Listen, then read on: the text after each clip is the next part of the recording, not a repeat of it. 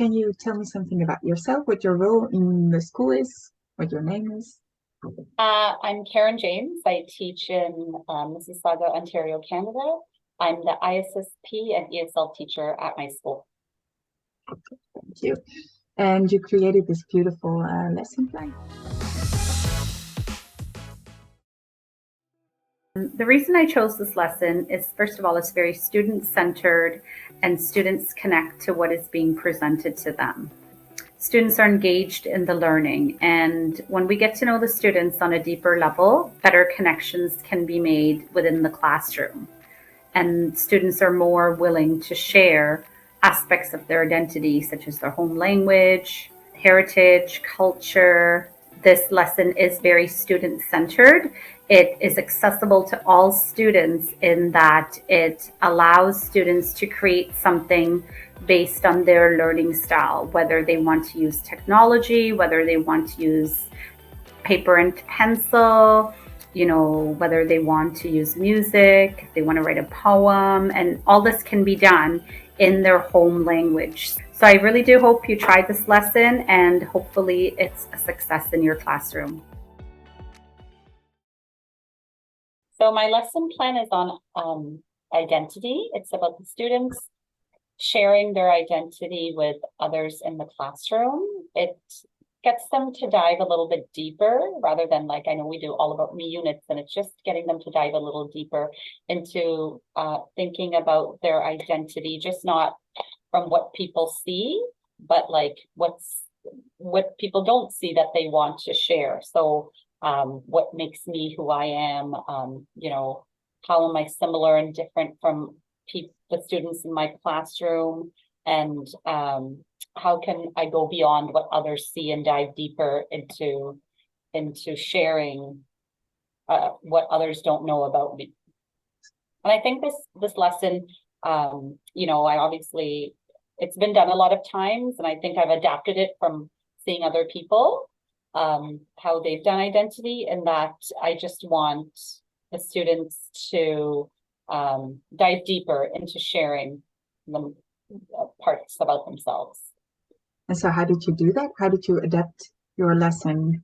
How have I adapted it? I think, like I mentioned before, when we do it, it comes out as an all about me unit where they're talking about their favorite color and they're talking about their favorite fruit.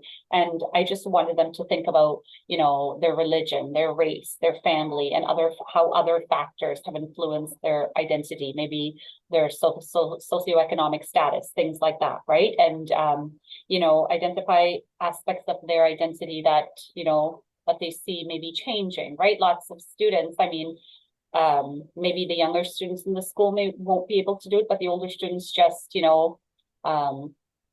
reflecting on how they might change over the course of the year. You tried it out a couple of times already, I think? I have tried it out. Yes, I have tried it out. I tried it out in a grade 4 class, not this year, but last year, and it was successful. Again, we did have some students reflecting on things that other students just see, and then you had other students really going deeper and delving into things that their classmates wouldn't normally see, like talking about their religion, talking about their family status, and the struggles or the stories that their families have immigrated to from another country, and how they, and things that they've experienced, right? Mm-hmm. And so how did they respond to that?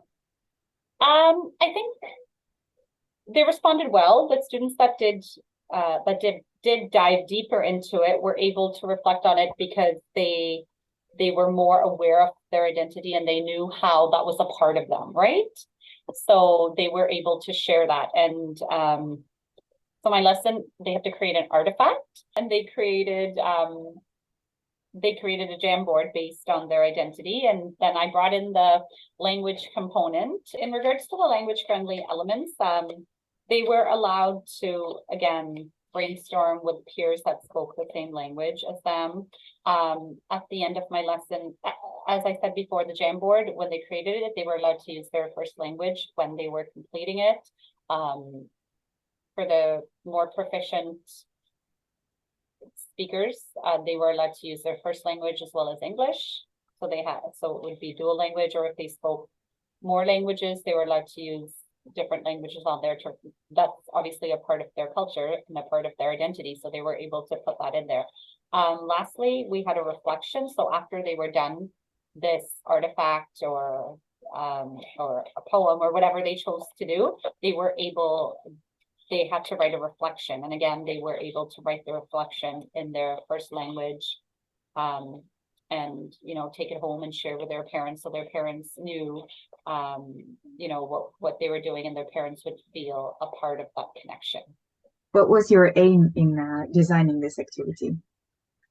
So like I said, I adapted it from seeing other people use this activity, and my aim was just to get students to be proud of their identity and share their identity in the classroom. I think that's really important at the start of the school year, right? We want to get to know our students. And again, I keep bringing up, not just on a superficial level, but we really want to get to know them, right? Because I think the more connections you make with your students, the more successful they are throughout the year. So the goal, or my aim, was just to get the students to be able to share things about themselves that I don't know, right? And then I can use their life experiences when I'm teaching curriculum and try to connect it with their life experience to make it more meaningful for the students. And that was basically what I wanted to do. That's great. And did that also impact your teaching afterwards? Yes, I definitely think so, because I knew more about them. So I was able to plan my program based on their needs, based on their cultural experiences that they were bringing, right? Because in our school we have students from diverse backgrounds, and they have immigrated from a variety of places, and just through this activity, just learning about the places that they've come from and the struggles that they've gone through. It helps you connect the curriculum more meaningfully to them, right? I think I need to be mindful that not all students are willing to share aspects of their identity, even though it is about identity. Some students are, they may not be ready to share aspects of their identity, and some students are willing to share aspects of their identity. So you're going to have students at different levels willing to share the information, and I just think they have to be mindful of that not everyone's going to come out and share something if they're not comfortable in the classroom, right? And I mean, this is not something that you do right away in your classroom. Obviously, you have to establish that relationship with the students, make them feel comfortable. And once they feel comfortable, I think this is a great activity to do, so that students are more willing to share other parts of their identity that have maybe not come out yet. I haven't revisited the lesson, but I think it would be great maybe to revisit the lesson at the end of the school year and just compare how has your identity changed from the start of the school year with what you shared till the end of the school year, and how have you changed in that? How's your identity changed? I mean, I haven't personally done that, but I think that might be a next step or something that I might do next year. It's of course this international collaboration. Is there a lesson learned in the project, or maybe in the network, that you would like to share with others? It's really wonderful that we were a part of this network. The only problem is the time difference, and we may not have been able to attend all the meetings and things like that. But I think it's really, it was a good experience just to hear about things that are happening in other parts of the world. And, for me, it made me aware of the different students that are migrating to different parts of the world, right? Like I may not have been aware of that, but now hearing and seeing some of the videos from the Netherlands and things like that, you see the diversity, and because Mississauga is very diverse, so you could see that same diversity there. I really enjoyed doing it, but I think it's important that students reflect on their identity, and you be able to use their first language in many ways as possible, because language is a big part of their identity. So I mean, this ties well into that, and yeah, that's it. Okay, thanks.